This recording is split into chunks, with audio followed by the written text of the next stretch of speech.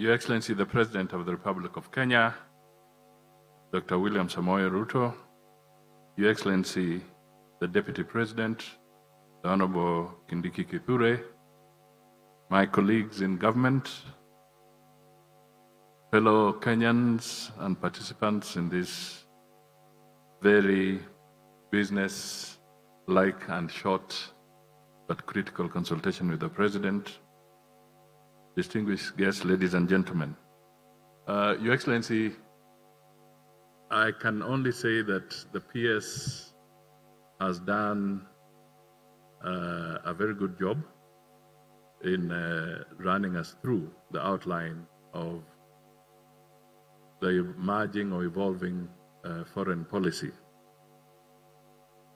But why we thought that it's so important is because we want to be able to domesticate foreign policy. In the middle of this year, when the young men and women of Kenya were raising some concerns, they kept on asking this question: why does the president travel? Not looking at the end result, but why does he travel? It even migrated from why to the mode of travel. And in the process, critical aspects of what emerges out of proper engagement at the highest level was being lost in that conversation. So it is our desire that through this kind of interaction, under your leadership, Your Excellency, we can perhaps coin something that we might call foreign policy machinani, so that we can get the ordinary citizen, the young men and women of this country, to understand why it is important for a nation to engage with the globe. Try and imagine yourself living in a country with a dormant foreign policy. A nation that is like an introvert, does not interact with anybody, does not talk to anybody. What kind of nation would that be? So, as we look at what has happened, the reality is that the President of Kenya, in the 2.5 years or so since he took over, have dramatically reprofiled Kenya's image in the international arena. I can speak with confidence because I've made so many trips. And the question in some of these fora is that, and what does Kenya say? What does Kenya think? That is important.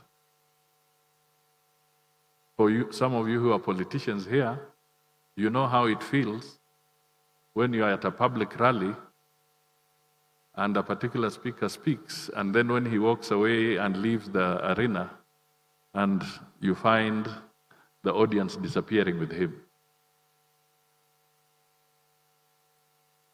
It happens. But Kenya is becoming a pivotal state, a reference center, a nation where people want to know and ask and seek guidance from. That does not come easy, neither does it come lightly. So through this kind of conversation, how do we anchor Kenya's foreign policy?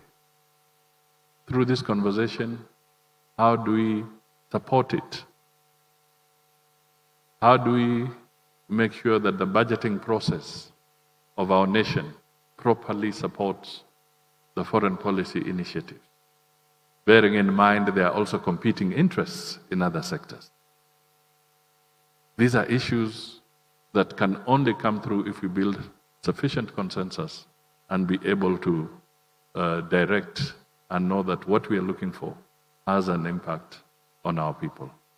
So, Your Excellency, I was not setting you up, but I was just saying, they were asking, why do you travel? And that was a very telling statement. It meant that there's a communication gap that we need to fill